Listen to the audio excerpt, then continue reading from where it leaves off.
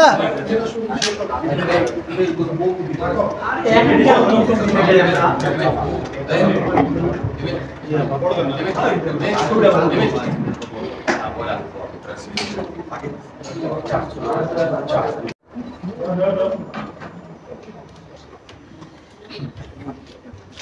কি বিদেশ ভ্রমণ নিয়ে ভাবছেন? তাহলে আজই চলে আসুন BM travels and ট্যুরিজমে।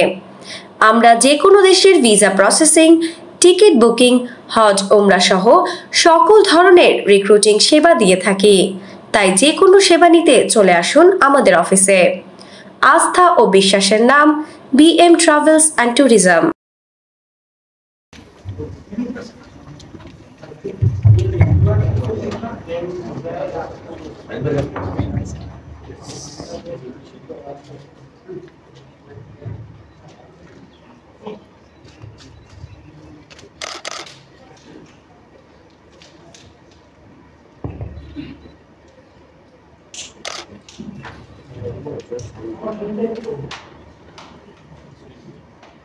Good afternoon. We have the Bangladesh captain Nazmul Hossain Shantu with us. We'll take questions in English first. So if you have any question, please raise your hand, introduce yourself, and we will start straight away.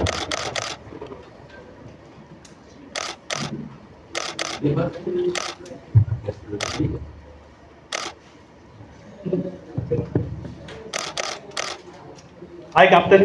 Hemang Negi from Press Trust of India. So, not a very good test series that you are coming from, and a lot of learnings you must have had. So, what are the learnings that you had in the test series, and what are you looking to implement here in this T20I series, and especially at the newest ground of here in India, in Gwalior? So, have you looked at the pitch, and what has been your experience so far? I think the test series is finished. We all know we didn't play our best cricket, so we are not thinking about what we have done before.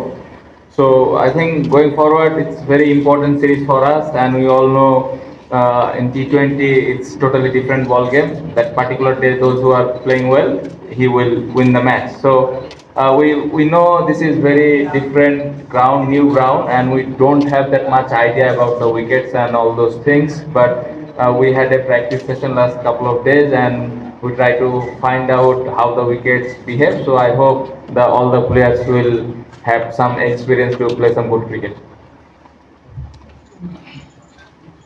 Hi, Ravi this side from Sahara Supply. I just want to ask you that most of the senior guys and the regular member of the Indian side, they are not playing.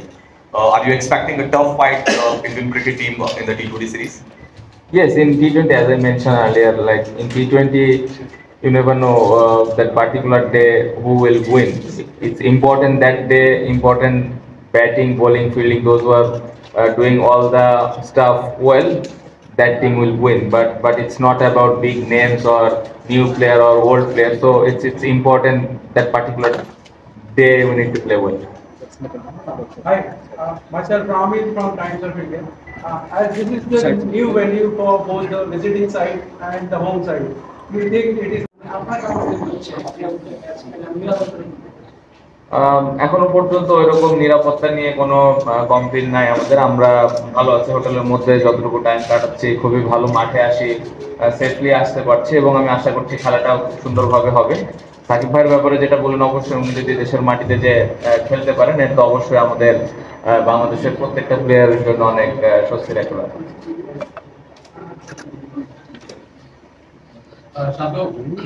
Almost world cup থেকে আপনাদের একটা আমাদের world cup নিয়ে এখানে খেলতে আসছেন। Indian team একদম future plan করে তারা টিমটার সাথে সেই জায়গা থেকে আপনাদের আপনাদেরকে একটা স্টাডি নিয়ে যাবেন কিনা এই সিরিজের পর থেকে, যেহেতু আপনাদের 2026 সালে দেশের ওয়ার্ল্ড কাপ হয়েছে। কিন্তু আপনার পারফরমেন্স একটু বিফোর ক্যাপ্টেন আপনার যে পারফরমেন্সটা ছিল সেই সময়টা একটু বদল হয়েছে, এই জায়গাটা নিয়ে আপনি একটু কনসার্ন। আমার পারফরমেন্স নিয়ে খুব বেশি একটা কনসার্ন আমি করছি না অনেস্টলি, কারণ আমি বিশ্বাস করি যে আমি খুব তাড়াতাড়ি কামব্যাক করতে পারবো। T20-তে শেষের দিকে দুইটা ভালো ইনিংস ছিল লাস্ট ওয়ার্ল্ড কাপে, যদি আপনি খেয়াল করে দেখেন। চেষ্টা করবো যে এই সিরিজে কন্ট্রিবিউট করার। আর নতুন দল এই সিরিজ থেকে আপনি দেখতে পারবেন যে আমাদের প্লেয়ারদের মধ্যে ডিফারেন্ট অ্যাপ্রোচে খেলতেছে সবাই, এবং সবাই জেতার জন্যই খেলবে। এবং আমার কাছে মনে হয় যে এখানে যে প্লেয়ারগুলো আছে সাথে হয়তো আর 4-5টা প্লেয়ার হয়তো বাইরে আছে যারা অ্যাড হবেন, এরাই হয়তো সামনে 26 ওয়ার্ল্ড কাপে খেলবেন। সো আমার মনে হয় এই সিরিজ থেকেই আমাদের ওই প্রপার প্রিপারেশনটা শুরু হবে।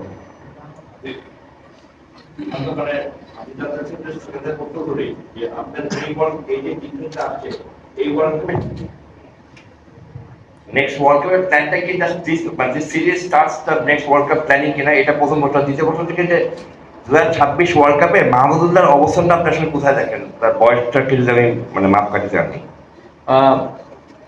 আমি একটু আগে যেটা বললাম যে এই যে আমাদের সিরিজটা শুরু হচ্ছে, অবশ্যই এটা 2026-এর একটা চিন্তা তো অবশ্যই মাথায় রেখেই আমরা সিরিজটা খেলা শুরু করবো। আমি যেটা বললাম যে হয়তো এখানে যে 15টা প্লেয়ার আছে তার পাশাপাশি হয়তো 5-6টা প্লেয়ার আমাদের হয়তো বাইরে আছে। সো এই 20-22টা প্লেয়ার নিয়ে হয়তো সামনে একটা প্রপার প্রিপারেশন হবে, এবং এই প্লেয়ারগুলোই হয় সামনের দিকে খেলবেন। সো এখন থেকে ওই স্টার্টটা। আর রিয়াদ ভাইয়ের ব্যাপারটা অবশ্যই আমি যতটুকু বুঝতে পারি রিয়াদ ভাইয়ের এই সিরিজটা খুবই ইম্পর্টেন্ট, এবং হয়তো উনি সিলেক্টরের সাথে কথাও বলবেন। সো এই বিষয়ে আমি খুব একটা ক্লিয়ার না, বাট আমার মনে হয় যে অবশ্যই সিলেক্টর এবং বোর্ডের সাথে একটা কমিউনিকেট তো হবে। এখানে তো আসলে ইন্টারন্যাশনাল ক্রিকেট হয়নি, লোকাল সাংবাদিকদের কাছে শুনলাম যে দুটো লোকাল খেলা হয়েছে, সেখানে আসলে দেখা গেছে বড় পিচটা আসলে ব্যাটিং ফেভারেবল। বাংলাদেশ ইউজুয়ালি আসলে লো স্কোরিং ম্যাচ জমে তুলতে পারে, সেই জায়গা থেকে যদি 180-200 কিছু স্ট্র্যাটেজি কি হবে? তার মধ্যে আবার অলরাউন্ডার সাকিব আল হাসানও নেই, সবকিছু মিলিয়ে আসলে আপনাদের কম্বিনেশন পাশাপাশি পিচ যদি ব্যাটিং ফেভারেবল হয় বাংলাদেশের প্ল্যানিং কেমন হবে, বা কতটুকু আসলে এই ইন্ডিয়ান সাইডের এগেইনস্টে বাংলাদেশ তৈরি? না, আমার তো মনে হয় যারা দেশে ছিল টি-20 প্লেয়াররা তারা তো খুব ভালো মতো প্রিপারেশন নিয়েছে, এবং আমাদের স্ট্রেংথ অনুযায়ী যদি আমরা খেলতে পারি অবশ্যই এখানে আমরা ভালো ক্রিকেটই খেলবো। এবং সাকিব ভাই আপনি যেটা বললেন নাই, অবশ্যই এটা আমাদের জন্য একটা নতুন ব্যাপার, স্পেশালি এই ফরম্যাটে। তো এখানে মিরাজ আছে, আশা করবো যে মিরাজ এই জায়গায় ভালো একটা আমাদেরকে স্টার্ট দিবেন, এবং আমি আশা করছি যে এই টিম ভালো রেজাল্টই করবে এখানে। সাকিব আল হাসান নেই, মাহমুদুল্লাহ রিয়াদ আছেন মিডল অর্ডারে, মেহেদী হাসান মিরাজ এসেছেন, জাকের আলী আছেন, রিশাদও আছেন। আপনার মিডল অর্ডারে রিয়াদের পার্টিকুলার ডিউটিটা কি হবে, এবং মিডল অর্ডারের উপর আপনি কতটা ভরসা রাখতে পারছেন? আলাদাভাবে কোনো ব্যাটিং পজিশনের উপরে ভরসা রাখতে চাই না। আমার মনে হয় যে 7-8জন ব্যাটিং গ্রুপ আমরা আছি, সবারই দায়িত্ব আছে। তো যে যার দায়িত্বটা যদি ঠিক মতো পালন করতে পারে অবশ্যই একটা ভালো অবস্থানে যাব। বাট ইম্পর্টেন্ট হইলো যে শুরুটা ইম্পর্টেন্ট।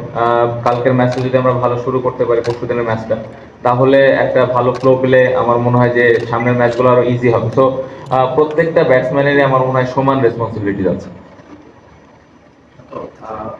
সাকিব এতদিন ছিলেন দলে, বোলিং এবং ব্যাটিং দুটোই পাওয়া গেছে, এটা তো একটা হচ্ছিল।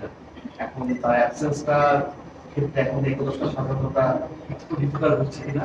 আর সেকেন্ড একটা যোগ করতে চাই যে মাহমুদুল্লাহ রিয়াদকে নিয়ে একটা অন্যরকম, আপনি যেহেতু ক্যাপ্টেন নিশ্চয়ই আপনার সাথে আলোচনা হয়েছে, এটা কি লাস্ট সিরিজ হচ্ছে এরকম কোনো কিছু আপনি শুনেছেন বা আপনার সাথে কোনো কথা হয়েছে? এখন পর্যন্ত এই ব্যাপারে আমরা কোনো ডিসকাশনে যাইনি, বাট হয়তো আমি জানি না সামনের দিকে এরকম হবে কিনা। বাট এই ডিসকাশনে এখন যেতেও চায় না, কারণ সিরিজ শুরু হচ্ছে। আমার কাছে মনে হয় আমাদের যথেষ্ট সময়ও আছে। আর সাকিব ভাই অবশ্যই আপনি যেটা বললেন যে না থাকলে তো এতদিন ছিল, এখন একটা অ্যাডজাস্টমেন্টে প্রবলেম বলবো না, একটু তো 11 জন সাজাতে একটু অসুবিধা হবে, কারণ উনি একটা দুই দিক থেকে একটা ভালো কম্বিনেশন দিতেন বোলিং এবং ব্যাটিং। সো আমরা মিরাজকে দলে নিয়ে এসেছি, এবং আমি আশা করব যে মিরাজ ওই জায়গাটা চেষ্টা করবে খুব তাড়াতাড়ি অ্যাডাপ্ট করার জন্য।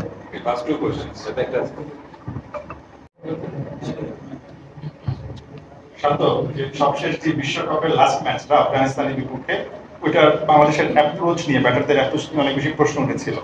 তো নতুন করে শুরু 2026 বিশ্বকাপ সামনে, ওই যেটা বলছিলেন যে অ্যাগ্রেসিভ ক্রিকেটটা আমরা দেখতে পাবো, মানে কি ধরনের অ্যাগ্রেসিভ ক্রিকেটের পরিকল্পনা বা আপনাদের মেসেজটা আসলে কি আছে? পাওয়ার প্লে হতে পারে বা লাস্ট ডেথ ওভারে হতে পারে, মানে আপনাদের কাছে মেসেজটা কি, মানে নতুনত্বটা আসলে কি থাকবে এবারে সিরিজে? অবশ্যই আমি যেটা একটু আগে বললাম যে টপ অর্ডারদের ইম্পর্টেন্ট, শুরুটা আমাদের ভালো করাটা খুবই গুরুত্বপূর্ণ, এবং ইম্পর্টেন্ট হলো যে উইকেটটাতে কত রান আসলে প্রয়োজন আমরা যদি আগে ব্যাটিং করি। তো ওই অনুযায়ী ব্যাটিং করাটা ইম্পর্টেন্ট। কোনোদিন হইতে পারে 140, কোনোদিন হইতে পারে 180। তো ওই অনুযায়ী ওই অ্যাপ্রোচে ব্যাটসম্যানরা ব্যাটিং করবেন বলে এটা আমি আশা করছি। शांतु, अभी कानपुर में शाकिब ने बोला है कि मुझे बांग्लादेश वापस आने डर लग रहा है, उसका टीम पर क्या असर है? Sorry, can you say it in English? English. You don't understand my language.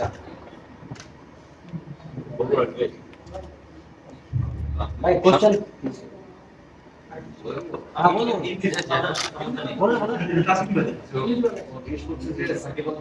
বলেছিল যে দেশে দেশে ভয় পাচ্ছে, এই দলের এনভায়রনমেন্টটা কেমন? Irrelevant. It's not relevant to this press conference. তো রিয়াদ ভাইকে নিয়ে যেটা প্রশ্ন, রিয়াদ ভাইকে নিয়ে অলরেডি কয়েকটা প্রশ্ন হয়েছে, সেই সূত্র ধরে বলি যে প্রস্তুতি ম্যাচ যে কয়টা হয়েছে মিরপুরে T20 দলে আমরা দেখেছি সেখানে রিয়াদ ভাই খুব একটা ভালো করেনি, সেই জায়গাটা শামীম পাটোয়ারি কিন্তু ভালো করেছিল। যেহেতু দুজনকেই ফিনিশার হিসেবেই দেখা হয়, আপনার কোনো মতামত ছিল কিনা এই জায়গাটায় দলে ইনক্লুশনের? ভাই কার সাথে কার কম্পেয়ার করতেছে, মানে জিনিসটা হলো যে রিয়াদ ভাই এত বছর ধরে বাংলাদেশ টিমকে সার্ভিস দিচ্ছেন, ভালো করেছেন, অনেক ম্যাচ জিতিয়েছেন। হ্যাঁ, অনেক ম্যাচ হয়তো শেষ করে আসতে পারেননি, বাট বাংলাদেশের অনেক ম্যাচ জেতার পেছনে কিন্তু ওনার অনেক অবদান আছে। শামীম ইয়াং এবং খুবই ভালো করছেন, খুবই ভালো ব্যাটিং করছেন, বাট আমি এই জায়গায় কম্পেয়ারে এখনই যেতে চাই না। আমার কাছে মনে হয় যে শামীম দারুণ ব্যাটিং করছে, সো যখনই অপরচুনিটি পাবে আমার মনে হয় যে বাংলাদেশ দলে খুব ভালোভাবে সার্ভিস দিবে। বাট এই মুহূর্তে যদি আমাকে বলেন, অবশ্যই রিয়াদ ভাই প্র্যাকটিস ম্যাচে রান করেন, এটা আমার কাছে একদমই ম্যাটার করে না। কথাটা উঠছে যেহেতু 26 বিশ্বকাপ কেন্দ্র করেই আলোচনা হচ্ছে। মেহেদী হাসান মিরাজ আসার পরে মাহমুদের রোলটা কি হবে? মানে সে তো দুজনে একই সিমিলার স্কিল সেটে বোলিং করে, স্কিল সেট মাঝিকে আপনাদের আসলে পরিকল্পনা করতে না, মেহেদী আমরা সবাই জানি যে মেহেদীর ওর একটা আলাদা স্ট্রেংথ আছে, ওর বোলিংটা অবশ্যই স্পেশালি পাওয়ার প্লেতে নতুন বলে দারুণ বোলিং করে থাকেন। এটা একটা ভালো চিন্তা আমাদের জন্য যে এখন আমাদের আসলে কম্বিনেশনটা কিরকম হবে। বাট মিরাজ এবং শেখ মেহেদী দুজনেরই অপশন আছে। ইম্পর্টেন্ট হইলো যে আমাদের দলে কি ধরনের কম্বিনেশন আমরা যেতে চাই, একটা ব্যাটসম্যান আমরা সাথে নিয়ে যেতে চাই কিনা, একটা এক্সট্রা বোলার নিয়ে যেতে চাই। সো আমার মনে হয় যে এই দুইটা প্লেয়ার আমাদের খুব ভালো একটা ফ্লেক্সিবল দিবে 11 জন সাজাতে, এবং আমি আশা করব যে দুজনের ভিতরে যেই খেলবে টিমে খুব ভালোভাবে কন্ট্রিবিউট করবে। দুজনে কি একসাথে খেলার ক্ষমতা থাকতে পারে? You never know, এটা আসলে depending on the situation and the opponent. Okay, thank you everyone.